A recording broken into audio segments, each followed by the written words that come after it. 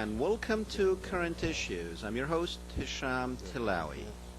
Welcome to the program, ladies and gentlemen. It's sad to see the news yesterday with the bridge collapsing, and many lives were lost yesterday, so we pray for the families of those who lost their lives, but that's life. That's what happens. We never know when we will go. And I guess we need to be prepared all the time. But you know what? The problem with, bombarding us with the news of yesterday, even though it's tragic, but the reality is that there are a lot of events and a lot of people died, but they chose this particular story because it's sensational, and people wants to see this. It's an awesome view of seeing a bridge collapsing.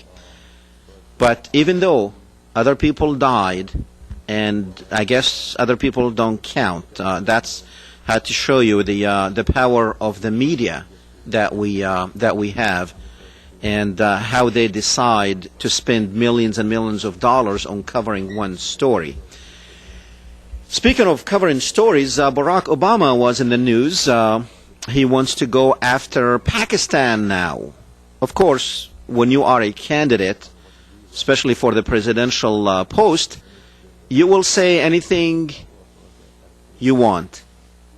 So he wants to be a Rambo and go into the mountains of Pakistan, a sovereign country, I might add, and an ally of the United States.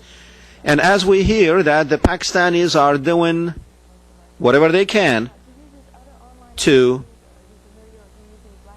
I guess, end the situation there in the mountains in the northern part of Pakistan, between Afghanistan and Pakistan. But Barack Obama said that he wants, if he's elected president, that he will send troops there to take care of the problems if the Pakistanis can't take care of it. Well, there are a couple of areas in the world that I would like to tell Barack Obama to go and take care of them. And that area is what's happening in the Palestinian territories in Palestine. And if he's that good, let him go and take care of the problem in Iraq. Of course, people will say anything they want. It's amazing how these candidates, as we have mentioned on this show many, many times, that a lot of our congressmen, the majority of them, congressmen, senators, presidential candidates, they very much before they announce, they normally go and visit Jerusalem. Not to see the Holy Land, because they miss the Church of the Holy Sepulchre, but they go there to get approval from the Israeli government. Before they even introduce themselves to you, the voters, the American citizens, they feel that they have to go. And by the way, all of them did, except Ron Paul and except Dennis Kucinich. But very much the majority of those who are running on both sides, the Democrats or Republicans, it does not really matter. They go to see if the Israelis, the Likud, if they will have their blessings or not. Because if not, forget it. You're not going to be elected, and the media is going to shun you. Well, tonight we have a special guest with us who will speak to us of why this phenomena, this American phenomena, why is it, when did it start, how long has it been that a foreign country has, I guess, influence over our politicians, and why is this? How did it start, and how can we get rid of it? Because it's extremely important that we understand how our politics here in the States go. Because, when you go and cast your vote, normally you will choose between a Republican and a Democrat, where both of them were already picked, not just by the Israelis, but by other people who will. There's different forces that they will basically agree on the criteria of those candidates, and that's how you get to choose or select one of those who are already were pre-selected for you by these powers, which we will find out tonight from Greg, who these powers are and how did they get to be to where they are to basically pick and choose for us our politicians. And also the media is a culprit in that formula too. It's not just the politicians, it's not just the foreign power, it's a system of powers that work together. It's a mechanism that works together to basically control our lives and control who do we go and kill and who do we get to be friendly with and who do we give weapons to freely and who do we sell weapons to. As you have probably heard that Saudi Arabia was approved by the Bush administration to receive $20 billion for the next 10 years of weapons. Was wondering if those weapons will be used against Israel. Of course not. They will be to protect themselves from the Iranians, as the Bush administration tells us.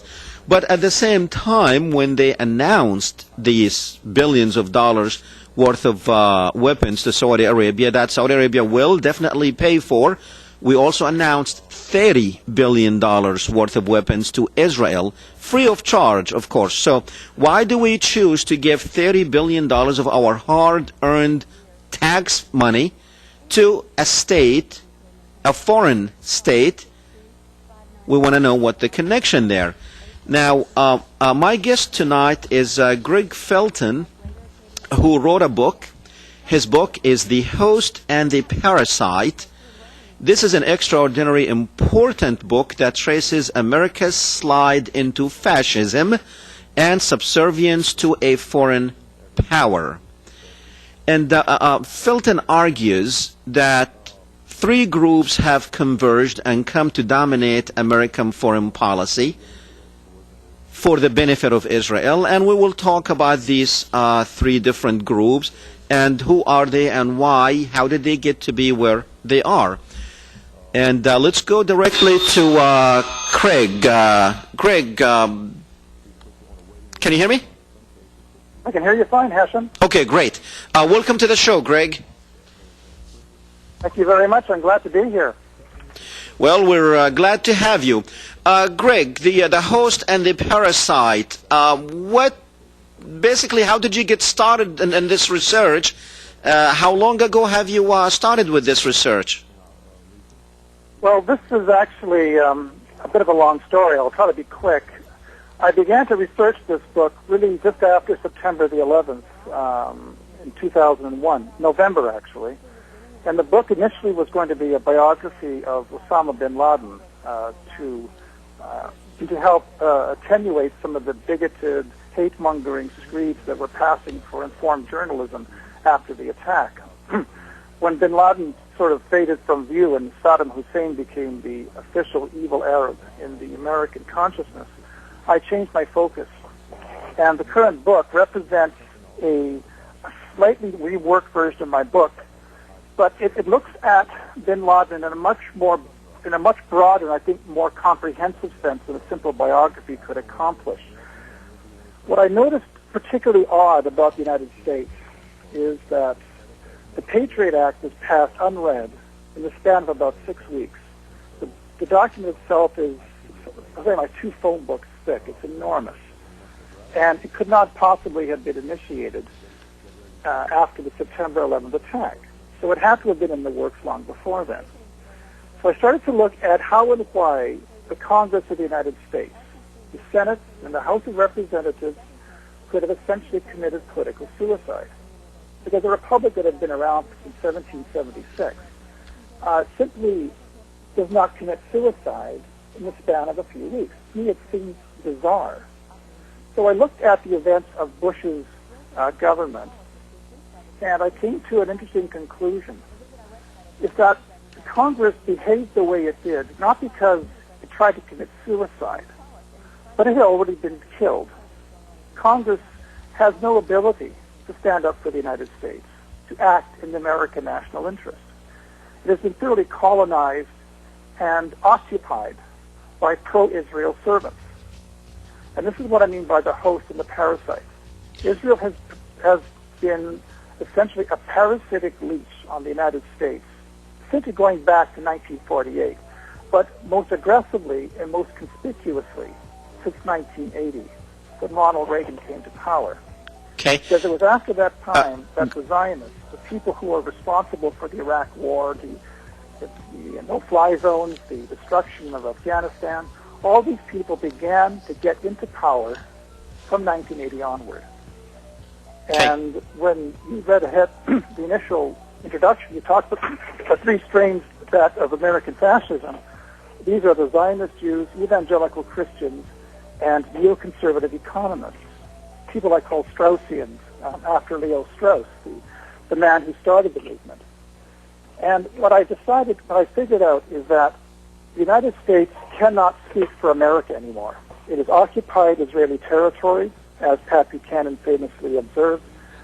And so when you see America giving all this money, weapons to Israel, it's not that it has any say in the matter. Israel has managed to co-opt the United States. Okay, Greg, we're gonna get into all that now. You mentioned that you started writing your book about Bin Laden. Can you tell me what you found out about who Bin Laden is? Is Bin Laden the Superman that we hear about? No, as a matter of fact, he isn't. The son of Bin Laden really is little more than a very rich Arab with a very strong faith in Islam and a very dedicated desire to rid the Arab world of Western occupation. That's all he is. He is essentially a resistance fighter for Islam, a mujahid in the Arabic language. And what we have in the case of Bin Laden is a man and a myth. Bin Laden, as the great demiurge of international Islamic terrorism, was entirely manufactured by the United States. It needed a demon figure to justify profound military spending. It needed a demon figure to justify intervention in South Asia and the Middle East, and Bin Laden fit the bill. There is not a shred of truth to most of the writing about Osama bin Laden. In fact, if you look at Bin Laden, particularly the aggressive declaration of war against the United States, which was written in 1996, it is, although violent, it is profoundly rational, profoundly erudite, and sophisticated. Bin Laden may be many things, but a madman he is not. But the problem for the United States is that you cannot have a rational enemy, because if you have a rational enemy, that means the enemy is in some sense intelligent, deserving of respect, and someone you can talk to. This is not acceptable. The Arab enemy has to be stripped of all human dignity, all reason, and all human respect. He has to be recast as a moral absolute, an anti-moral absolute, as an evil person, because that which is evil is beyond understanding. Evil appeals to your sense of emotion, not your sense of reason. And this is why, for the most part, even someone like Saddam Hussein has been grossly misrepresented by the Western press, whom I blame even more for the destruction of Iraq and Afghanistan and Palestine than the Bush and Clinton governments, because it is the press that has made mass murder against Arabs. Now, Greg, let's go back a little bit to 1948 when the United States recognized the state of Israel. You know, Truman have signed a letter recognizing this. At first they had, when they wrote it, they said the Jewish state, and they scratched it out and put the Israel state, or the state of Israel. How did this parasite, apparently it's not something new, where Israel had some type of political influence on our leaders. How did this really start, and where is it today? Well, in 1948, Harry Truman was the incumbent vice president, come president after FDR's death, and he was in a very tight race with Thomas Dewey, the governor of New York. And Dewey had a lot of Jewish votes lined up behind him. So Truman decided that he had to play ball with the Israel lobby because he needed to get the Zionists behind him. And so essentially in 1948 in May, the United States recognized Israel. But the reason for this is not so much because America wanted to. It really had no choice. According to Gore Vidal's famous Introduction to Israel Shahak's book, Truman took a bribe from the Zionist Organization of America. The Israel lobby bought off Truman. We'll vote for you if you support Israel. And then Truman famously declared, I have 100,000 Jews in my constituency. I don't have 100,000 Arabs. And the funny thing about this is that in March of 1948, less than 2 months before the proclamation of Israel, both Harry Truman and his UN ambassador, Warren Austin, were threatening to withdraw U.S. support for the partition plan, which was passed November 29th, 1947. And they were going to do so because of the great violence being done to the Arabs. They were appalled by it. But there was a lot of pro-Zionist support in the Congress and the Senate that pushed Truman to do this as well. And these senators also blackmailed European countries into supporting Israel, lest they lose their funding for Marshall Plan reconstruction. So essentially what happened is the Israel lobby got their hooks into the United States government, got the U.S. government to justify the creation of Israel, which was done illegally, by the way, not through UN creation. And from that time on, Israel and the United States have had a very squirrely and very dishonest relationship. Okay. Because if you know the history of the partition plan, it had at least 3 months to run before it expired. And right. It was never even ratified by the Security Council. And since it was simply a General Assembly resolution, it has no status in law. Technically, it does not even exist. Which means Israel, legally, ethically, morally, and politically, does not exist. It simply does because we're too afraid to hold Israel to its signed international agreements and to uphold international law. Okay. So this is the problem for the United States. It was midwife to a war crime, and it's been up to its eyes in blood ever since. Okay. Now, let's look at what's happening today. Like, as you know, everybody knows that what's called the neocons, they were looking for a Pearl Harbor, and they got 9/11. That's their Pearl Harbor. But I want to identify the three groups that you talked about who are, I guess, cooperating together or colliding with each other to basically control this. Are these three powers cooperating, or are they basically everyone is on a separate way? Like the three powers that you talked about in your book is the Christian Zionist, the Jewish Zionist, and the neoconservatives. Talk about those three groups and how are they together controlling the political situation here in the States? Well, in the United States, there's always been a very anti-democratic religious substratum of society, but until the mid to late 70s, it was never really at the top of the political agenda. These three groups both began really back in the 19th century. Well, some of them did, some of them began in the 20th century. The Zionists began essentially with a man named William Eugene Blackstone, who was a disciple of John Nelson Darby. These are the people who brought dispensationalist Christianity to the United States, and this is the sort of psychotic Christianity that John Hagee, Pat Robertson, and all the other televangelists are now espousing. These came to the United States in the 19th century. The Christians and the Zionists both have a common desire to rid Israel or Palestine of its native Arab population, because they have a common belief in the notion that all Jews have to come back to Palestine so that Jesus, the Messiah, can come back to earth. This is the sort of nonsense that unites the Zionist Jews and Zionist Christians. Now, on the other hand, the neoconservatives have members in both camps. And there are some conflicts and some overlap among these three. So it's useful to think of the Zionist Jews, the Zionist Christians, and the neocons as a bit of a triangle, a mutually reinforcing triangle. To take an example of where they might conflict, the Zionist Jews are really keen to destroy Iran. They are the only ones pushing for war against Iran. This is not what a lot of Christians want. This is not what a lot of neoconservatives want. This is something that's being pushed by the Zionists. And it's worth noting here that the very first neoconservatives were themselves Zionists. From the far left of the political spectrum, people like Norman Podhoretz and Irving Kristol. So you have already, in one sense, a unity of the Zionist Jews and the neoconservatives, because to a large extent they're two sides of the same coin. The evangelical Christians also adhere to a large extent the neoconservative mentality, because it buys into their notion of economic elitism, fulfilling the biblical imprecation to subdue the world and make as much money as you can. So there's a lot of overlap among the three groups.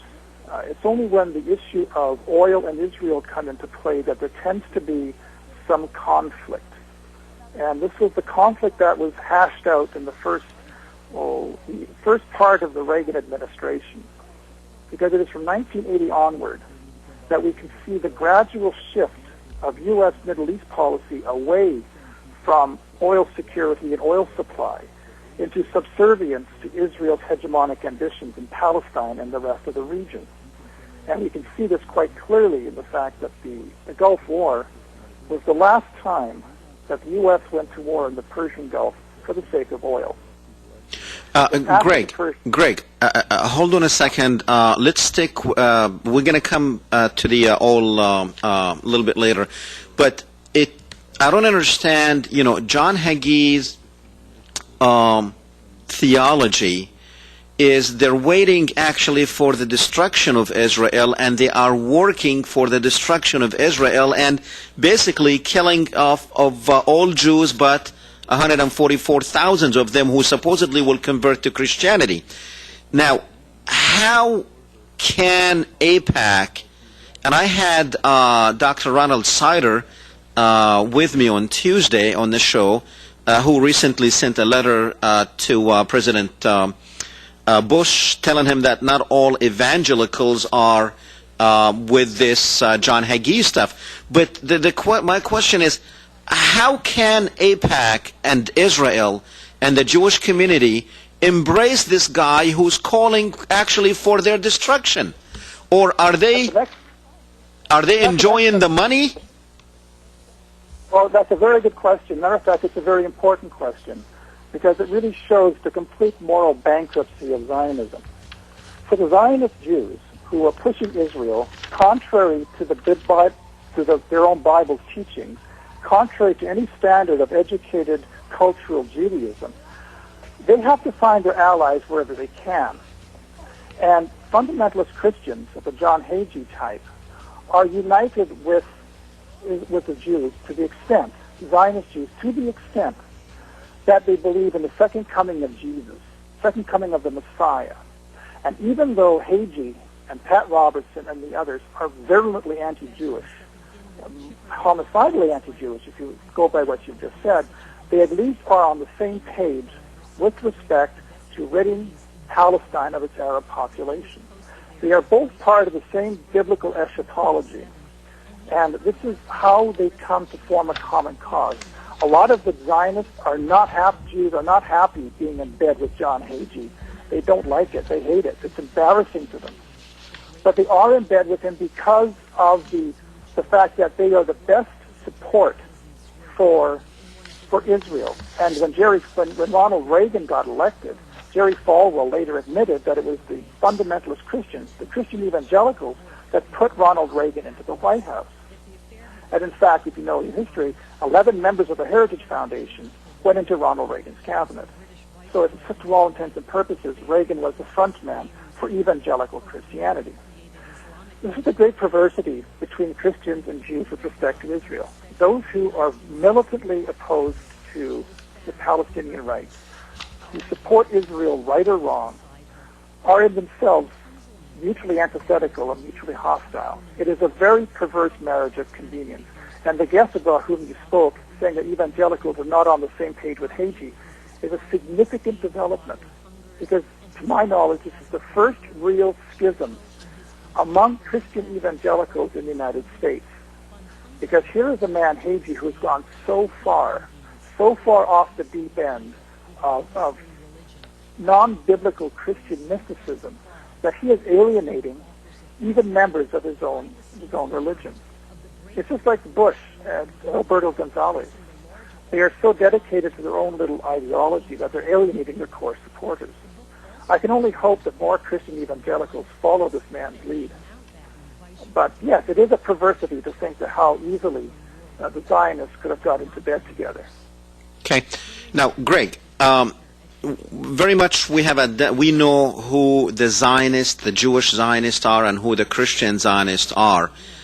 Now, who are the neocons? I mean, it's a new phenomena. We haven't heard, we only heard about the neocons probably in the last 12, 15 years.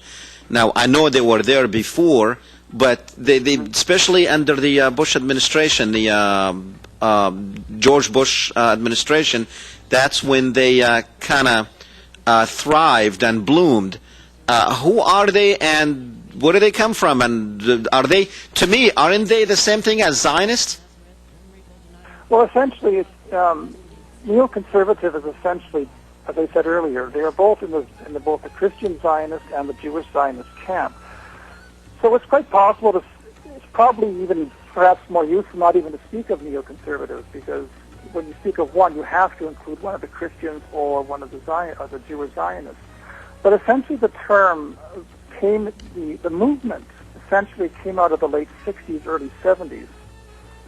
And the term perhaps didn't get much currency until, well, it's the time period you mentioned, but they essentially came into power with Ronald Reagan.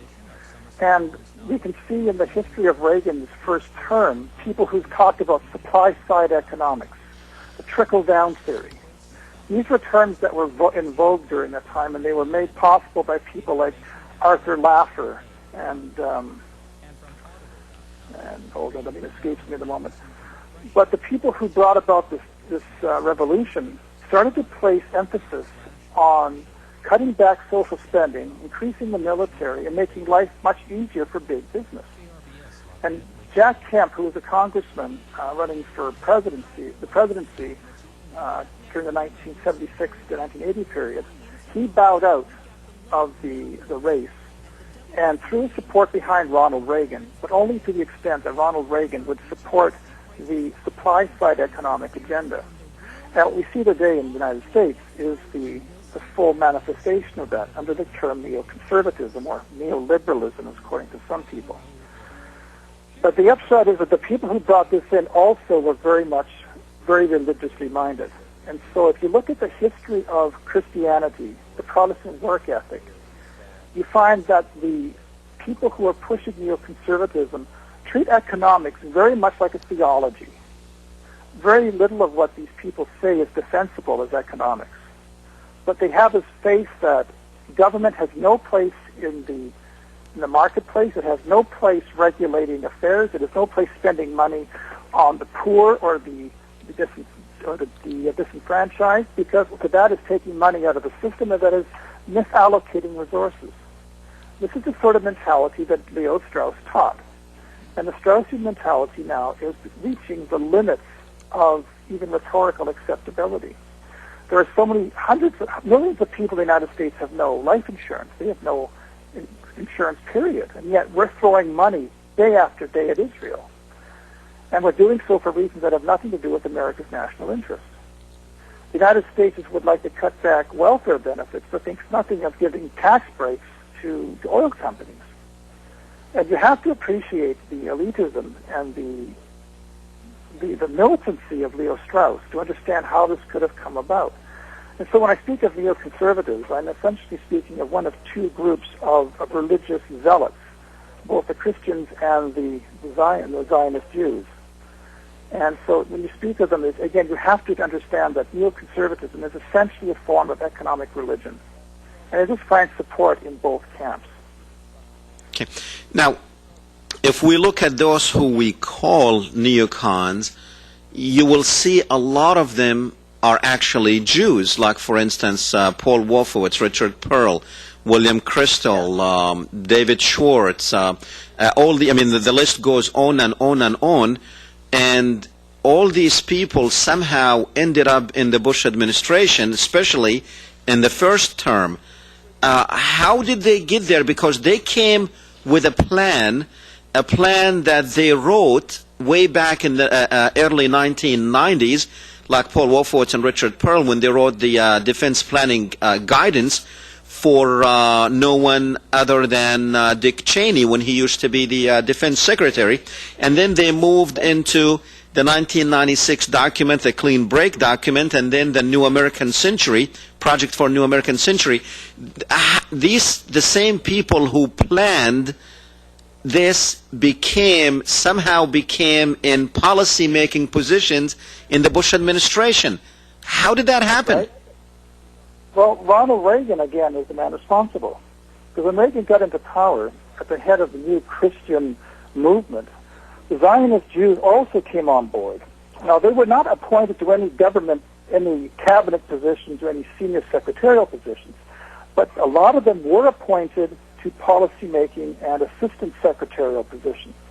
And that meant that they could get into the policymaking apparatus, and it is from there that they proliferated by appointing and bringing in their like-minded people. And this is what I mean by the parasite. The parasite came into the American government in a major way with Ronald Reagan. And although perhaps imperceptibly at the beginning, it managed to proliferate throughout the branches of government to the point that by the time George H.W. Bush became president, he no longer had the ability to formulate American policy. Now, the most interesting example of this is the fact that Bush himself referred to these people as the crazies. Michael Levine, Wolfowitz, Pearl, Fife, people you mentioned earlier. These people are dedicated to serving Israel. They are Israel firsters, and they think nothing of indenturing the United States to the service of Israel. And Bush wanted no part of these people. They were insane. However, when he asked Yitzhak Shamir, who is then the head of Israel, to come to Madrid to work out a final peace solution to Palestine, the crazies got up in arms. And they published an open letter in February of 1991 attacking George Bush, stating that this was an attack on Israel. Israel should not be forced to give up land for peace, and so forth and so on. You're talking about George Bush, the father, of course. Sorry, George, President Bush, not Resident Bush. And Bush himself, for all of his faults, and he had plenty of faults, he was essentially a politician. He was from the mainstream of the political spectrum. And he did, I believe, want to put America's interests first. But in doing so, he ran up against the new power structure that had been taking place in the U.S. government. And when that full-page ad came out, well, you had essentially the United States threatening to abandon the Republican Party, the Israel lobby threatening to abandon the Republican Party and go back to the Democrats. And this is precisely what happened. Because back in 1970s, when Jimmy Carter started speaking intelligently about a Palestinian homeland and peace, the Israel lobby got up in arms, freaked on Carter, and for the first time embraced a Republican candidate for the presidency.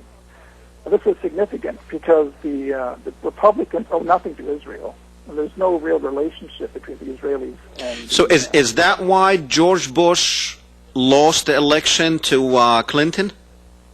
That's right. Because I remember Ishaq Shamir responded to George Bush, the father, when he said that he was not going to sign the $10 billion loan guarantees to Israel unless they stop building the settlements, which he felt it was an obstacle to peace. That's when Israel Shamir on TV, he said, one of the reporters asked him about it, and he said, what is your response to President Bush? And he said, I will have his job. And definitely he did, because it was surprising that a president who came out of the Gulf War, the first Gulf War, with 98% approval, a few months later would lose the election. Well, see, Yitzhak Shamir is one of the worst terrorists in post-war history, because he was wanted by the British for terrorism. And you're quite right, because Likud wants its own puppet in Washington. And when Bush started to show independence, that was the last straw. And, of course, the Israel lobby serves Israel, not the United States. And this is one of the great perversities of America, because until the 67 war, virtually no Jew would be caught dead supporting Israel, because that would have meant that he could be accused of having a dual loyalty. And Jews, like any other person in the United States, is a proud American. He wants to be thought of as someone who wants to help his country, does not want to think of himself as a potential security risk. But after the 67 war, that all changed. It became acceptable to pronounce your support for Israel and be an American. Well, now they are operating in the open and freely with Israel's first, and they are in high policy-making positions. That's right, and this is why it's important to understand that of the people that formed the fascist movement in the United States, the Zionist Jews, the evangelical Christians, and the neocons, it is the Zionist Jews that are the most important, because it is their interests, it is their power, and their desires that are pushing everybody in the direction the United States has been going. And the only way to say this, to look at this, is to ask yourself, if the United States really wants a Middle East policy based on oil, why is it doing everything it can to make oil extraction impossible? Remember the Gulf War. George H.W. Bush goes in there to maintain the peace, because Saddam Hussein was suckered into attacking Kuwait. That created an instability. You go in and make it safe to export oil.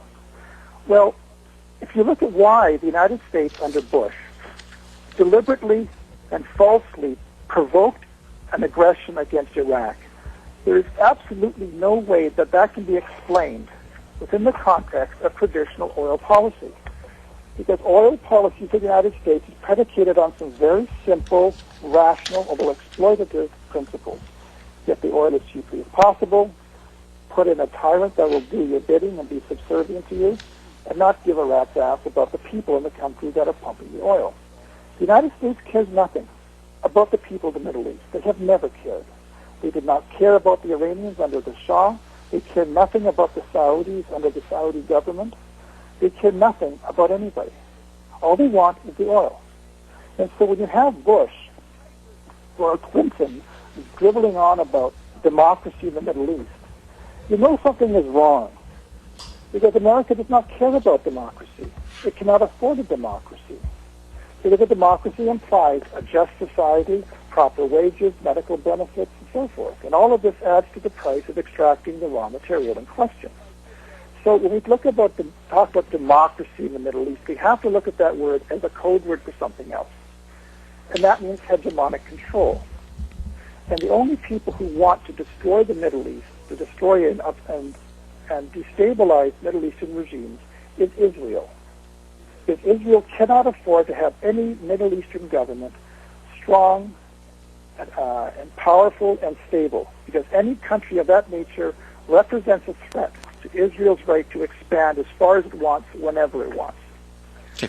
Now, so we Greg, have to ask ourselves, why would the United States go into Iraq and create the very conditions that it has fought its entire history to stop? Well, Israel did it.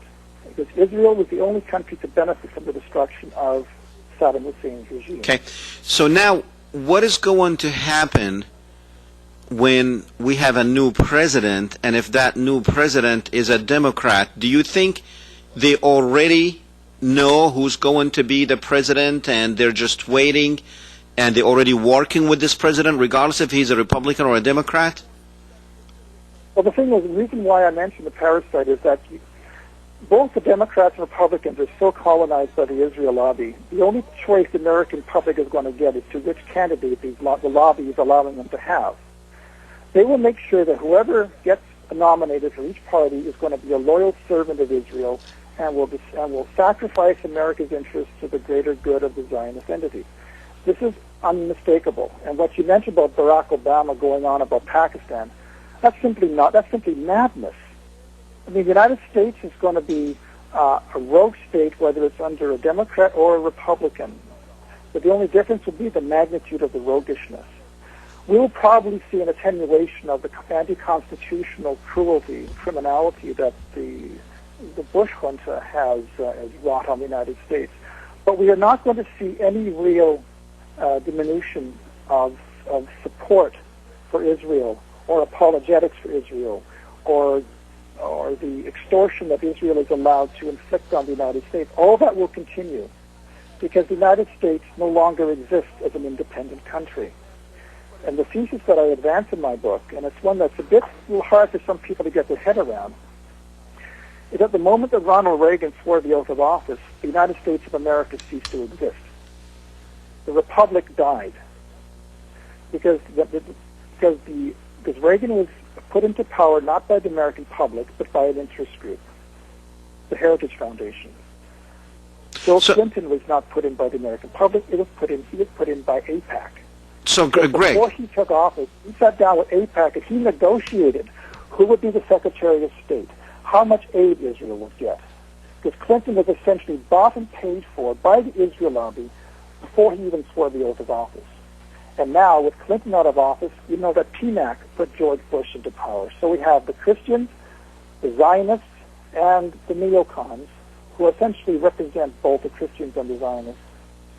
These are the people who are now running the country. So, Greg, these are the people that are running the country, but also we notice that the media is part of that coalition there, because the media had basically, they went along with the story about the weapons of mass destruction, even though every one of them knew the truth about it. And so how could we have the politicians, the media, and everybody else who means something or who counts for something in these people's hands? How did that happen? Well, look at the people who run the media. Rupert Murdoch, Conrad Black, Arthur Schultzberger, Catherine Graham. These are all Zionists, whether Jewish or not. These are people who support Israel.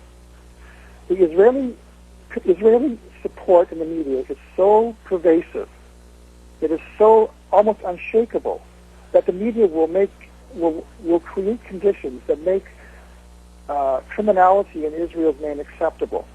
Judith Miller, who was the great propagandist for the Pentagon at the New York Times, she almost single-handedly made the weapons of mass destruction a believable story. Why would she do this? This is because she serves Israel, she serves the neocons, she serves the White House, she does not serve the press, she does not serve the New York Times. And why would Arthur O. Schultzberger send her in to be the New York Times reporter for the Pentagon? Because he serves Israel.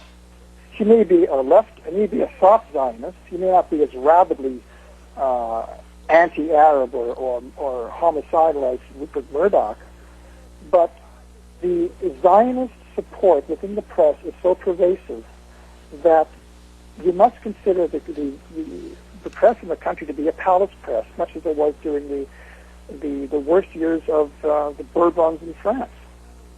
The problem for the United States is that it has no free press, it has no free elections, it has no democratic society. And the unfortunate thing is that the common denominator to all this is the way Israel has managed to propagate the cult of victimized Jew, which makes it impossible to criticize Israel without being denounced and slandered as an anti-Semite. It has made it impossible to have an informed discussion on Israel because of the criminality of Israel's past, not the least of which is the collusion between the Zionists and the Nazis during World War II and the years leading up to World War II. So you have a culture that is basically guilty of a crime and that is going to ride it out for as long as it can because it has been bought and paid for going back as far as 1948. And this is criminal. Okay. And the tragedy is that people like Schultzberger or Murdoch or Black, these people, and Israel Asper up here in Canada, who is really one of the most virulent Zionists, he died recently, but his children are carrying on his tradition. These are the people who make it possible for Israel to appear to be a democracy, when in fact it is little more than an ethnocentric garrison state trying to expand its influence and its control over a land to which it has no right. Now, and until the press is free to report honestly, we're going to be stuck with this scenario.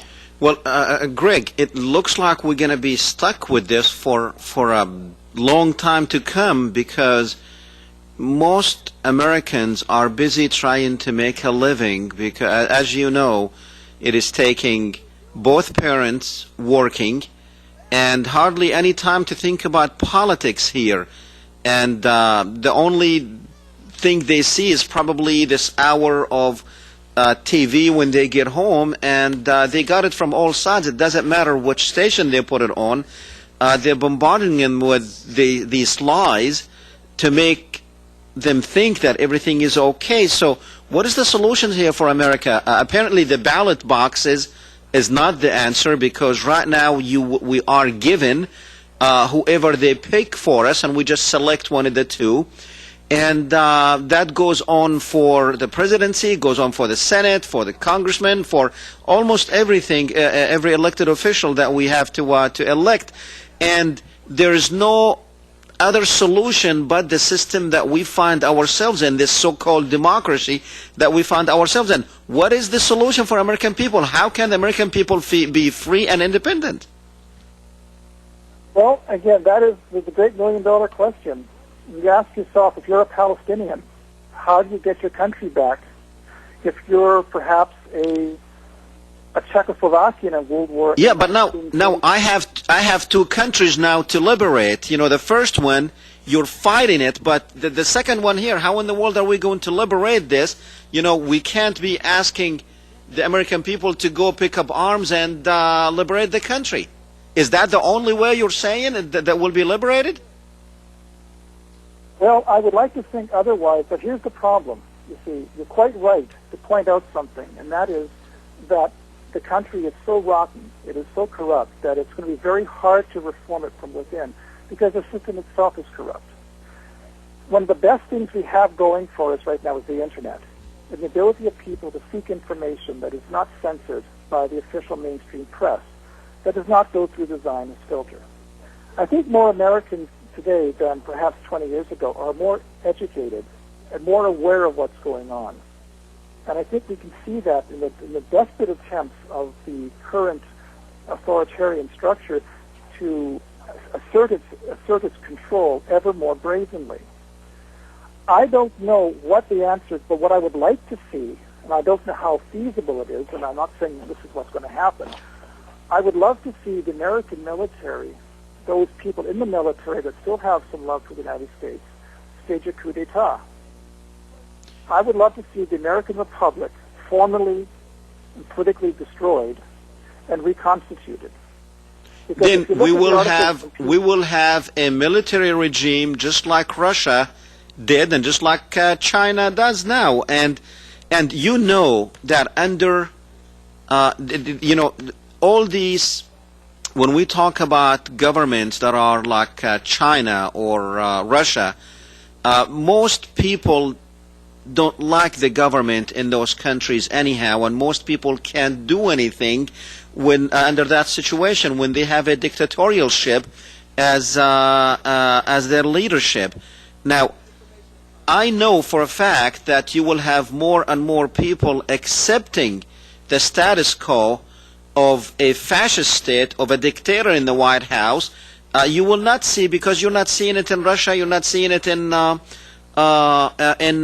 China, even though people are living and making their living there. So we're going to get into the same situation as in as in Cuba. I'm sure probably the majority of the people in Cuba don't like the regime, but they've been living under it for 45 years. Well, the difference in the United States, though, is that the United States has a long history of democratic rule. And it all depends upon whether the American public sees the system as so irretrievably corrupt that it has to start over, or whether it thinks it can be reformed from inside. The common denominator, again, to all of this is how much control the Israel lobby has and how little control the Americans have to determine their own affairs. Do you honestly think that if the United States were in control of its own government, it would have spent trillions of dollars, hundreds of billions of dollars to lay waste an entire country for no other reason than, say, to rid it of weapons of mass destruction or bring democracy to it? Why? It's utter madness to look at the United States today and think that this country is actually acting in its own behalf.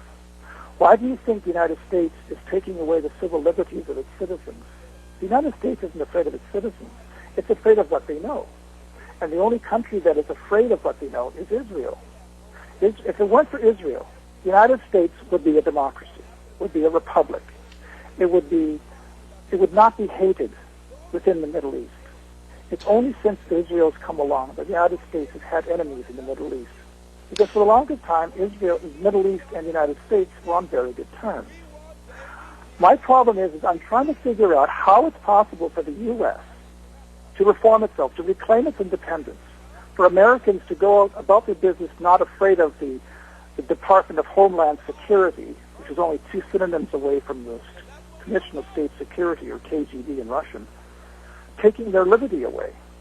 George Bush has now passed an edict whereby anybody's assets can be seized if they oppose the war in Iraq. Whether you like it or not, the United States is under a military dictatorship. It just happens to be called the Republican Party, and George Bush is at the head of it. So what Americans need is to have the falsehood of the Republic reconciled with the current state of affairs. If you look at the United States today, you see the same symbols consistent throughout its history, the same sports teams, the same language. We have the same common history. To all intents and purposes, this is the same country that existed in 1950 or 60 or 70 or 80, but it's not. Even at the worst of the Watergate scandal, there was never any thought of passing unconstitutional measures in the name of self-defense. The United States has lost the ability to defend the Constitution. The Constitution is a scofflaw. Can the United States be rehabilitated without resort to force of arms or a formal overthrow of the government? I hope so. I would love to see that happen. I'm just not sure how it's possible when the Zionist lobby controls so much of our media, so much of our education, industry, and government. It's impossible to call the United States even a country. It's a branch office of Israel, and it has been that for a great long time. And I would like to know if anyone's listening and can suggest to me a possible scenario, how it's possible that the United States can resurrect itself, because I'm not sure that it can. Okay. Greg, we're going to have to leave it at that. You had given us and our audience a lot of good information here, and unfortunately we are out of time, and we definitely will have you back here on the show to talk more about these issues and more. Just want to say thank you, sir, for coming on the program. Thank you, Hesham. Look forward to coming back. Thanks. Okay, ladies and gentlemen, this is not something new that you have heard, but this is something in addition to what you have heard. Now, there is definitely a problem, and we've talked about this on the show many times, and I think things are getting much, much harder to even investigate those things. Greg Felton, he had done the work, and as a matter of fact, some of his research was used by John Mersheimer, by Jimmy Carter, who now the book that Greg wrote is the Host and the Parasite. It explains very vividly and very easily of how did they get there and where did they come from and how they are controlling it. You have to really admit that the media is not giving you the right picture here. I see people calling Sean Hannity and saying, "You're a great American." No, he's not. He's a rotten American. He's a traitor to the country, as a matter of fact. And well, we are, as you see, we are out of time. Now remember, on Tuesdays we are at 7:30 p.m. Central Time. On Tuesdays, 7:30. On Thursdays at 6:30. It has been a pleasure coming to you tonight, so we will see you next Tuesday at 7:30. Good night. Hi, I'm Maxine Hamilton with the Safe and Drug-Free Schools program for Lafayette Parish School System. I'm here primarily to give an overview of the program as it exists today. I have a staff of 5 people that primarily work on all of the school campuses, providing classroom presentations, individual and support group training. We conduct programs for those students who are in violation of the programs.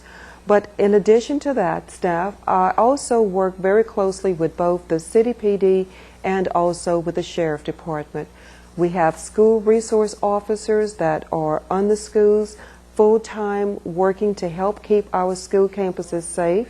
In addition to that, we have a canine officer that has both a drug dog and a bomb dog.